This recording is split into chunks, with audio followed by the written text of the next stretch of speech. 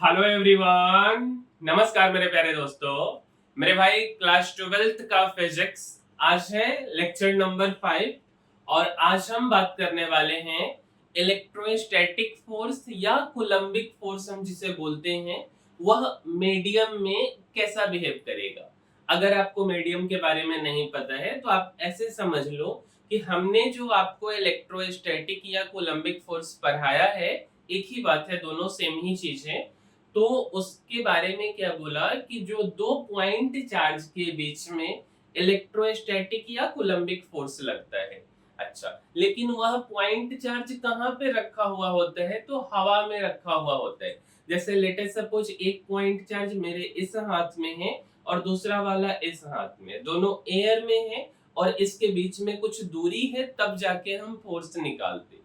लेकिन इसी point charge को ले जाकर के आप किसी मीडियम में रख दोगे, जैसे तेल में रख दो, बालू में रख दो या किरोसिन ऑयल में, पेट्रोल में, मोबिल में, ऐसे कुछ में रख दो। तो उसी को बोला जाता है कि इस बार इलेक्ट्रोस्टैटिक फोर्स मीडियम में रखा गया है, हवा में नहीं है। तो उस केस में यह कैसा बिहेव करेगा? या मान लो कि दो पॉइंट चार्ज है और दोनों के बीच में ना एक सिक्का आप रख देते हो, तब जाकर के फोर्स कैसा लगेगा, उसी सब के बारे में आज हम इस वीडियो में पढ़ने वाले हैं। दूसरी बात कि हम बेसिकली इन सारे वीडियोज में क्वेश्चन नहीं करवा रहे, सिर्फ थ्योरी डिस्कस कर रहे। अगर आपको क्वेश्चन करने का मन हो तो एक बार कमेंट में बताते जाइएगा, फिर उस हिसाब से हम आपका क्वेश्चन करवा देंगे। ठीक है, चलिए शुरू करते हैं। तो मेरे भाई बात करते हैं हम इलेक्ट्रोस्टैटिक या कूलम्बिक फोर्स इन मीडियम। सबसे पहले आप एक बात को समझिए मेरे भाई। देखो मेरे भाई, यह ना एक चार्ज है जिसका नाम है Q1, पॉजिटिव नेचर का चार्ज है। और ये जो आप देख रहे हो ना, ये दूसरा चार्ज है और इसका नाम हमने क्या रखा है? Q2 रखा है। ठीक है, दोनों के बीच में अगर आप दूरी देखोगे, ये जो दूरी है मेरे भाई, इस दूरी को हम R ले लिए। R कुछ भी हो सकता है। मान लो R बराबर हो जाए 1 सेंटीमीटर, हो जाए 2 centimetre, that doesn't matter. R कुछ भी हो सकता है। ठीक है, फिलहाल ना जो Q1 चार्ज है और जो Q2 चार्ज है, यह हवा में रखा हुआ है, मीन्स रूम में, बोर्ड पे, कहीं भी रखा हुआ है। अगर हम आपसे पूछें कि आप बताओ कि दोनों में फोर्स का नेचर कैसा होगा, तो जो ये Q1 देख रहे हो ना और ये जो Q2 देख रहे हो ना, दोनों पॉजिटिव नेचर का चार्ज है। और हमने आपको बताया कि लाइक चार्ज रिपेल करता है, जिसका नेचर सेम होगा वह नफरत करेगा, और अपोजिट नेचर प्यार करता है। तो इन दोनों का नेचर सेम है, प्लस प्लस, डेट मीन्स की नफरत करेगा, इसको बोलेगा तुम बाहर भाग जाओ। डेट मीन्स की फोर्स इधर की तरफ लगी। और अगर हम Q2 की बात करें तो Q2 पे Q1 जो है इधर की तरफ फोर्स लगाएगा। ठीक है, अच्छा, उस फोर्स का कुछ वैल्यू भी होगा? हाँ बिल्कुल होगा। और उसी को तो हम निकालते हैं फॉर्मूला से, कूलम्ब्स लॉ के, कि F बराबर K Q1 Q2 upon R square, जहाँ पे K का वैल्यू 1/4 पाई एप्सिलॉन नॉट होता है। तो यहाँ हमने क्या लिखा? F बराबर ये 1/4 पाई एप्सिलॉन नॉट, इसी को हम लोग K बोलते हैं, Q1 Q2 और डिवाइडेड बाई जो डिस्टेंस है उसका स्क्वायर R स्क्वायर। लेकिन ये जो फोर्स निकला है मेरे भाई, यह हवा में निकला है, इतना को आप केवल ध्यान में रखिए। अच्छा, अब समझिए, इतना बात में तो कोई तकलीफ नहीं है। अब हमने क्या बोला ना कि वो जो सेम चीज है ना, जैसा इस यहाँ पे कॉन्फ़िगरेशन आप देख रहे हो ना, इस कॉन्फ़िगरेशन को आप उठा लो। देखो कॉन्फ़िगरेशन में कोई अंतर नहीं है। यहाँ पे Q1 चार्ज है और यहाँ पे Q2 चार्ज है, दोनों के बीच में डिस्टेंस R है। और इसको ले जाकर के मीडियम में डाल दी। मीडियम नहीं समझ आया ना? एक बाल्टी ले लो, बाल्टी में पानी ले लो।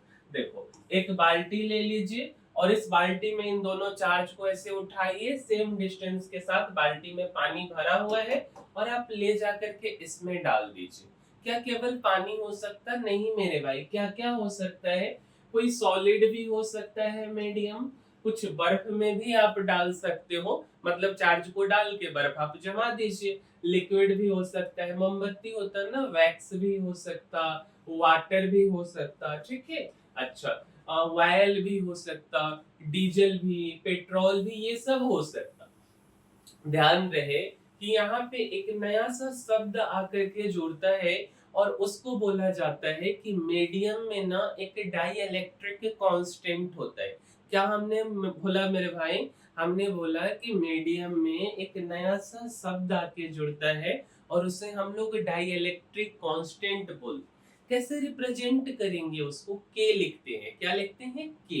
अच्छा, तो ये मीडियम का डाई इलेक्ट्रिक कांस्टेंट के है। तो अब बोला जाता है कि जब आप मीडियम में फोर्स निकाल रहे हो और जब एयर में फोर्स था, दोनों में डिफरेंस क्या आया? कुछ डिफरेंस नहीं आया, बस एक छोटा सा डिफरेंस आया कि F बराबर फोर्स इन मीडियम बराबर 1/4 pi epsilon not Q1 Q2 upon R square आप लिखते थे हवा के लिए। जब हम मीडियम की बात करेंगे तो यहाँ जो ये मीडियम का डाइलेक्ट्रिक कांस्टेंट के है उससे डिवाइड हो जाता है। बस इतना सा आपको ध्यान में रखना है।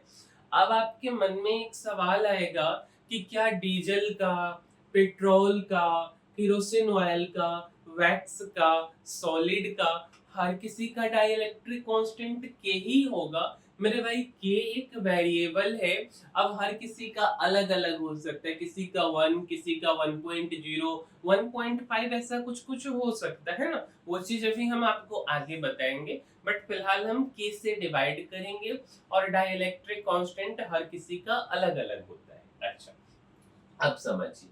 अब एक और बात समझिए कि फोर्स इन मीडियम को हम 1/4 pi epsilon r Q1 Q2 upon R square लिख सकते हैं। ये मेरे भाई जो आप देख रहे हो, ये वाला जो आप देख रहे हो ना मेरे भाई, इसको हम लोग एप्सिलॉन नॉट बोलते हैं। क्या बोलते हैं मेरे भाई? तो इसको हम लोग एप्सिलॉन नॉट बोलते हैं। और यहाँ जो आपने देखा ना, ये क्या है मेरे भाई? तो एप्सिलॉन r है। ध्यान रहे, एप्सिलॉन r का मतलब रिलेटिव परमिटिविटी होता है। एप्सिलॉन r का क्या मतलब होता है? रिलेटिव परमिटिविटी, ठीक है। तो एप्सिलॉन r बराबर क्या होगा? तो एप्सिलॉन r बराबर एप्सिलॉन नॉट इनटू के होगा। इसको रट लीजिए। एप्सिलॉन r रिलेटिव परमिटिविटी बराबर क्या होगा? तो एप्सिलॉन नॉट इनटू में के होता है। अच्छा, के क्या है? तो किसी मीडियम का डाइलेक्ट्रिक कांस्टेंट है। इतना बात तक तो समझ आ गया। अब आप समझिए कि के का जो वैल्यू होता है या तो एक होगा या तो एक से ज्यादा होगा। हमेशा ऐसा कोई भी डाइलेक्ट्रिक कांस्टेंट नहीं है जो एक से छोटा हो। क्या हमने बोला कि ऐसा कोई भी डाइलेक्ट्रिक कांस्टेंट नहीं है जो एक से छोटा हो? तो इस बात को याद रखिएगा। तो k का वैल्यू क्या होगा? ग्रेटर देन और इक्वल टू 1। अच्छा, अगर हम बोले कि देखो ये जो रूम की बात आप कर रहे हो, आपने बताया कि हवा में चार्ज रखा है। अच्छा, एक हम वैक्यूम पंप लेके इस रूम से पूरी हवा को खींच दें और तब क्या हो जाएगा? इस रूम में वैक्यूम हो जाएगा। तब उस केस में k का वैल्यू क्या होगा? तो 1 होगा। तो डाइलेक्ट्रिक कांस्टेंट वैक्यूम में 1 होता है, हवा में 1.03 होता है। तो इसको भी हम लोग 1 ही लेकर के आगे बढ़ जाते हैं। अच्छा, अब आपसे कोई पूछे कि पानी में डाइलेक्ट्रिक कांस्टेंट का कितना वैल्यू आता है? तो पानी में डाइलेक्ट्रिक कांस्टेंट का वैल्यू 81 होता है, ठीक है। अच्छा, अगर हम मेटल की बात करें तो मेटल का डाइलेक्ट्रिक कांस्टेंट क्या होता है मेरे भाई? इसको हम लोग इंफिनिटी बोलते हैं। ध्यान रखिएगा कि मेटल का डाइलेक्ट्रिक कांस्टेंट क्या होता है? इंफिनिटी होता है। अच्छा, अब आपसे कोई पूछे कि चलो मेटल के बारे में तो आपने पढ़ा है, लेकिन आपसे ना कोई पूछे कि कंडक्टर का डाइलेक्ट्रिक कांस्टेंट क्या होता है? सोचिए। तो मेरे भाई, कंडक्टर क्या चीज का बना हुआ होता है? मेटल का ही। चाहे वह कॉपर हो, चाहे वह गोल्ड हो, चाहे वह सिल्वर हो, है ना। अच्छा, चाहे वह एल्यूमिनियम हो, तो ये सारा क्या है? तो ये सारा तो मेटल है ना। तो बेसिकली कंडक्टर का डाइलेक्ट्रिक कांस्टेंट भी इंफिनिटी होता है। अच्छा, फोर्स इन एयर आपको पता है? फोर्स इन एयर क्या होगा? तो 1/4πε0 Q1 Q2 upon R square. और फोर्स इन मीडियम आपने क्या पढ़ा, तो 1/4πε0 के divided by Q1 Q2 upon R square, इतना बात पढ़ा। अब दोनों को अगर हम डिवाइड कर दें, फोर्स इन एयर और फोर्स इन मीडियम को, तब क्या आएगा, तो मेरे भाई force in medium divided by force in air करोगे तो 1/k आता है। मतलब क्या हुआ इस बात का, तो मतलब हुआ कि मीडियम में जो फोर्स लगता है, फोर्स इन मीडियम, वह force in air divided by K होता है। सिंपल मतलब फोर्स इन मीडियम बराबर force in air divided by K, और कुछ भी नहीं। अच्छा, के का value greater than equal to 1, मतलब एक बात ध्यान में रखिए कि जो फोर्स इन मीडियम होता है वह हमेशा लेस देन या बराबर होगा फोर्स इन एयर से। क्या हमने बोला कि मीडियम में जो फोर्स लगेगा वह हमेशा एयर से कम या बराबर होगा। इतना बात तक तो समझ आ गया। आप समझिए, हम एक एग्जांपल से आपको समझाते हैं। आप नमक खाते हो ना, वह नमक सॉलिड है कि लिक्विड है कि गैस है। मेरे भाई नमक सॉलिड होता है, NaCl सोडियम क्लोराइड सॉलिड है ना। अच्छा, इतना तक तो ठीक है। अब समझिए, इसी को हम लोग रॉक साल्ट भी बोलते हैं, इसी को हम लोग टेबल सॉल्ट भी बोलते हैं। लेकिन एक बात को समझिए, अगर हम थोड़ा सा केमिस्ट्री यहाँ पे जोड़े, तो दोनों का जो बॉन्डिंग होता है बेसिकली, तो इसके बीच में जो बॉन्ड होता है, तो उससे पहले Na+ और यह Cl- होता है। इन दोनों के बीच में थोड़ा सा डिस्टेंस होता है, ठीक है। अच्छा, तो Na+ क्या है, पॉजिटिव चार्ज, और Cl- क्या है, नेगेटिव चार्ज। एक प्लस और एक माइनस। फोर्स क्या होगा, 1/4πε0। पॉजिटिव चार्ज को हम Q या E से रिप्रेजेंट करते हैं, तो हमने E लिख दिया, Cl- को भी एक E लिख दिया, डिवाइडेड बाई आर स्क्वायर करके। इतना तक तो ठीक है। अब हम इसको ले जाके पानी में डालते, तो मेरे भाई NaCl जो सॉलिड था, इसको ले जाके हमने पानी में डाल दिया। तो जैसे ही पानी में डाला, मतलब अब मीडियम वाटर आ गया, और वाटर का डाइलेक्ट्रिक कांस्टेंट 81। तो ये Na+ और Cl- टूट गया पानी आ जाने के कारण। तो जैसे ही टूटा ना, तो आपको पता है कि फोर्स मीडियम में घट जाता है, हवा में फोर्स ज्यादा होता है। तो हवा में 1/4πε0 E अपॉन आर स्क्वायर निकाले थे, मीडियम में 81 से डिवाइड हो जाएगा। तो फोर्स इन मीडियम को हमने F' माना, तो यहाँ पे क्या लिखा, 1/4πε0 इंटू में 81, और इधर में E divided by R square. तो फोर्स इन मीडियम F' क्या आया यहाँ पे, F/81। और इसको हम लोग ऐसा क्यों आया, तो जब हम पानी में सॉल्ट को मिलाते हैं ना, तो आयोनाइजेशन हो जाता है, उसका बॉन्डिंग टूट जाता है, और वह Na+ और Cl- में टूटता है। तो आयोनाइजेशन हो गया सॉल्ट का वाटर में, ठीक है। अच्छा, एक दो और एग्जांपल से समझिए।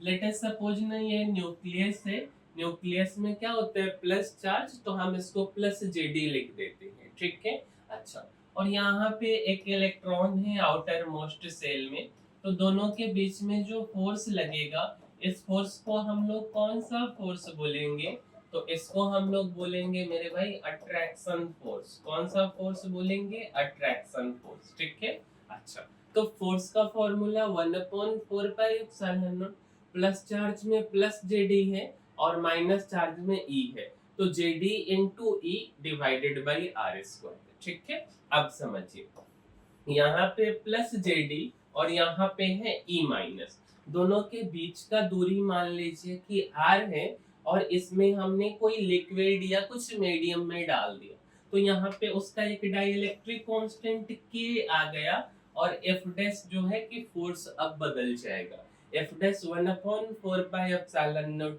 K इंटू में Ze इंटू में E divided by R square हो जाएगा। इतना तक तो क्लियर है, इतना में तो कोई दिक्कत नहीं है। अब आगे बढ़ते हैं, थोड़ा सा समझिए। अब थोड़ा एक फॉर्मुलेट करते हैं। मान लीजिए कि लेट r इज the distance between two charges in air ठीक है। आर क्या है, डिस्टेंस है दो चार्जेस के बीच में एयर में, and D is the distance between two charges in medium for same force. नहीं समझ आया ना? चलिए कोई बात नहीं, इस फिगर को देखिए। ये जो चार्ज है ना, ये चार्ज Q1 है और ये वाला चार्ज Q2 है। दोनों के बीच का दूरी r है, हवा की हम बात कर रहे हैं। और यहाँ पे ये चार्ज Q2 है, यहाँ पे ये चार्ज, ये दूसरा सिनेरियो है, Q1 है। दोनों के बीच की दूरी स्मॉल d है, ठीक है। और यहाँ पे स्मॉल d है, बट यह मीडियम में रखा हुआ है, तो इसका डाइलेक्ट्रिक कांस्टेंट k है। अच्छा, हमने बोला कि फिलहाल फोर्स इन एयर और फोर्स इन मीडियम बराबर है, ऐसा हम मान रहे हैं, ठीक है। तो force in air 1/4 pi epsilon naught Q1 Q2 upon R square. Force in medium 1/4 pi epsilon naught into K Q1 Q2 और डिवाइडेड बाय डिस्टेंस था D स्क्वायर, ठीक है। अच्छा, ये Q1 Q2 से काट देते हैं, ये 4 pi epsilon naught 4 pi epsilon naught भी कट गया, ठीक है। इधर बच गया 1/KA K D स्क्वायर, और इधर क्या बच गया, तो R स्क्वायर। क्रॉस मल्टीप्लीकेशन कीजिएगा तो देखिए 1/r² इस साइड में, लेफ्ट हैंड साइड में बचा, और इस साइड में क्या बचा, तो 1/kd²। तो हम ऐसा लिख सकते हैं ना कि kd² किसके बराबर हो गया, तो r² के बराबर। हमने वही लिखा कि r² बराबर kd², बात तो बराबर है। अच्छा, कोई भी चीज पर से जब रूट हटेगा तब क्या होगा, मतलब जैसे ये स्क्वायर, जैसे ये लिखा हुआ है ना r² बराबर में kd², हम यहाँ से स्क्वायर हटाना चाहते हैं, तो ये k रूट के और d², तो यहाँ पे d हो जाएगा। तो r बराबर ये हमने लिख दिया रूट के इंटू d। अब यह r क्या था, तो डिस्टेंस इन एयर था, तो r डिस्टेंस इन एयर, और यह किसके बराबर आ गया, root K into distance in medium के बराबर आ गया। इतना बात क्लियर है? अब समझिए, ये प्लस Q2 चार्ज है और ये वाला प्लस Q1 चार्ज, दोनों के बीच में डिस्टेंस r है और यहाँ पे हवा है, ठीक है। तो फोर्स क्या आया, 1/4 pi epsilon naught Q1 Q2 upon r²। अच्छा, अब मान लीजिए कि हमने यहाँ पे क्या किया, तो ये Q1 है और यहाँ पे Q2 है, और इन दोनों के बीच में R है और मीडियम रखा हुआ है जिसका डाइलेक्ट्रिक कांस्टेंट K है। तो force in medium 1/4 pi epsilon naught K into Q1 Q2 upon R²। अब इन चीजों को ना हम उपयोग करेंगे। आप देख रहे होंगे कि बार बार हमने फोर्स फोर्स लिखा है, क्यों लिखा है? देखो, जब आप कॉपी पे लिख रहे होगे ना, तो हमारे हाथ का जो है बेसिकली कनेक्शन होता है, न्यूरल कनेक्शन ब्रेन से, और आप जितना बार लिखोगे उतना ज्यादा आपको याद रखने का संभावना ज्यादा होता है। अब समझिए, लेट अस सपोज ये Q1 चार्ज और ये वाला Q2 चार्ज, दोनों के बीच में डिस्टेंस r है, और एक ना हम स्लैब ले आए हैं, ठीक है। ये स्लैब है, लकड़ी उकड़ी का कोई टुकड़ा मान के चल लो आप। अच्छा, इसका मीडियम डाइलेक्ट्रिक कांस्टेंट K है और स्लैब का थिकनेस है T दिए हुए। अब आपसे पूछा जा रहा है कि जो आपने फॉर्मूला बनाया है डिस्टेंस इन एयर का, उस फॉर्मूला से आप यहाँ पे फोर्स निकालो। कोई दिक्कत नहीं, कुछ नहीं करना है। सबसे पहला सा काम आपको हवा में डिस्टेंस निकालना है। तो ये पूरा डिस्टेंस r, और इसमें से t थिकनेस का तो हमारा स्लैब था, तो पूरा में से थिकनेस को घटा दीजिए, r minus T divided by root K into T. यही बात तो हमने आपको पढ़ाया ना। आप देखो, r बराबर बोला था रूट के इंटू टी, यही बोला था ना। हम क्या बोल रहे हैं, डिस्टेंस पहले निकाल लो, तो डिस्टेंस ये वाले डिस्टेंस को नहीं, पूरा में से इसको घटा देना है, तो r माइनस टी। अच्छा, और रूट के इंटू में d, तो d अभी यहाँ पे t का काम कर रहे हैं, ठीक है। अब फोर्स निकाल लो, 1/4 pi epsilon naught Q1 Q2, और ये पूरा हो गया r के बराबर, तो r minus T plus root K into T का होल स्क्वायर। क्लियर है इतना बात? अच्छा, अब अगर वही चीज हम यहाँ पे बोले कि एक स्लैब के जगह पे दो स्लैब है, ये Q1 चार्ज और ये वाला Q2 चार्ज, दोनों के बीच का दूरी ये स्मॉल r है और दो स्लैब अब हमने रख दिया, एक का डाइलेक्ट्रिक कांस्टेंट K1, दूसरे का K2, एक का थिकनेस T1 और दूसरे का थिकनेस T2। डिस्टेंस क्या होगा, तो r माइनस के T1 और माइनस के T2, ठीक है, इतना हो गया। और प्लस में क्या होगा, तो रूट में K1 इंटू T1 और प्लस में क्या होगा, तो रूट में K2 इंटू में T2, ठीक है। ये डिस्टेंस निकल गया, तो r minus T1 minus T2 plus में रूट में K1 इंटू T1 प्लस में रूट K2 इंटू T2। इतना क्लियर है। अब तो फोर्स निकल जाएगा, फोर्स बराबर 1/4 pi Q1 Q2 divided by r minus T1 minus T2 plus root K1 into T1 plus में रूट K2 इंटू T2। चलिए अब एक को आपको बनाना है, ठीक है, यहाँ पे स्क्वायर हो जाएगा। अगला है, समझिए, यहाँ पे Q2 चार्ज है ना, और यहाँ पे Q1 है। एक स्लैब रखा है, उसका डाइलेक्ट्रिक कांस्टेंट K1 है और थिकनेस है T1 है। दूसरे का K2 है, थिकनेस T2, और तीसरे का डाइलेक्ट्रिक कांस्टेंट K3 है, थिकनेस T3 है। क्लियर। अब डिस्टेंस इन एयर निकालना है, तो आप कैसे निकालेंगे, बोलेंगे r माइनस T1 माइनस में T2 माइनस में T3। बट ये स्टेप करने का कोई जरूरत नहीं है। क्यों नहीं है, क्योंकि ये T1 T2 और T3 ये सारा को अगर आप देखेंगे तो ये r के बराबर है, कुछ भी जगह हमने छोड़ा नहीं है। तो r माइनस r तो 0 हो गया, तो इसका कोई मतलब नहीं है। केवल आप क्या करेंगे, रूट में K1 इंटू T1 आप क्या करेंगे, तो रूट में K1 इंटू में T1 प्लस में क्या करेंगे, रूट में K2 इंटू T2 प्लस में क्या करेंगे, रूट में K3 इंटू T3। इतना काम करना। तो distance in air root K1 into T1 plus में root K2 into T2 plus में root K3 into T3। Clear इतना बात, आप समझिए। फोर्स निकालना है 1/4 पाई Q1 Q2 और यहाँ पे root K1 into T1 plus में root K2 into T2 plus में रूट K3 इंटू T3 का होल स्क्वायर। इतना सा बात। अब अगला समझिए, देखिए अगला ना, यहाँ Q1 चार्ज, यहाँ पे Q2 चार्ज, ये डिस्टेंस है r और एक मीडियम एक स्लैब है, उसका डाइलेक्ट्रिक कांस्टेंट 4 और थिकनेस r/4। क्या फॉर्मूला है, r माइनस में T1 और प्लस में रूट में K1 इंटू T1। r कितना है मेरे भाई नहीं पता, ठीक है। अच्छा, T1 कितना है, T है r/4। अच्छा, k कितना है 4, तो रूट करेंगे इसका, ऐसे भी लिख दो रूट 4 और T1 के जगह पे r/4। इसको सोल्व करेंगे r माइनस के r/4, तो कितना आ जाएगा 3r/4 और रूट 4 मतलब 2 इंटू r/4, तो ये कितना हो गया r/2। तो अगर एलसीएम लेंगे 4 और 2 का तो 4, तो यहाँ पे 3 और 2 2 जा 4 तो 2r, मतलब कितना हो गया, तो 5r/4। तो देखिए यहाँ पे लिखे हमने 5r/4, ये डिस्टेंस निकल गया। Formula 1/4 pi Q1 Q2 upon r square. तो 25r² 16 ऊपर चला जाएगा मल्टीप्लाई में, ठीक है। अगला अब एक दो आप बना लीजिएगा कि यहाँ पे एक स्लैब है k बराबर 4, दूसरा k बराबर 16, यहाँ r/4 और यहाँ भी r/4। आंसर फाइनली बनाइएगा तो आपका ये डिस्टेंस 2r के बराबर आएगा। बनाना आपको है, सिंपल सोल्व करना है, ठीक है। अगला समझिए, ये Q1 है और ये Q2 है, दोनों के बीच में डिस्टेंस r है। बोला गया ना कि अब एक 5 रुपए का सिक्का 10 रुपए का सिक्का रख दीजिए, ठीक है, फिर फोर्स निकालिए, कोई फर्क नहीं पड़ता है।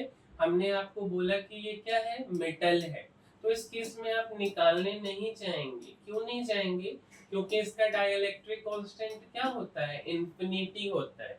कोई भी नंबर आ जाए, कोई भी नंबर, और उसको इंफिनिटी से डिवाइड करेंगे 0 आएगा। तो ऐसा नहीं कि आप बोले कि r माइनस में k, सॉरी r माइनस के t और प्लस में क्या करेंगे रूट K1 इंटू T1। इतना काम नहीं करेंगे, इसका करने का कोई फायदा ही नहीं है, क्योंकि फाइनल में तो 0 आना है, ठीक है। तो ये चीजें हैं।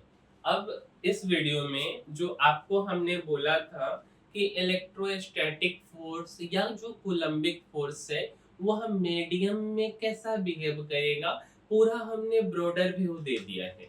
अगर आपको हमारा यह वीडियो पसंद आया है, वीडियो अच्छा लगा है, तो एक लाइक कर दीजिए। साथ साथ हमारे इस वीडियो को अपने मित्रों के साथ शेयर कर दीजिए और चैनल को सब्सक्राइब भी कर दीजिए। मिलेंगे हम किसी अगले वीडियो में। इस वीडियो में इतना ही, तब तक के लिए धन्यवाद।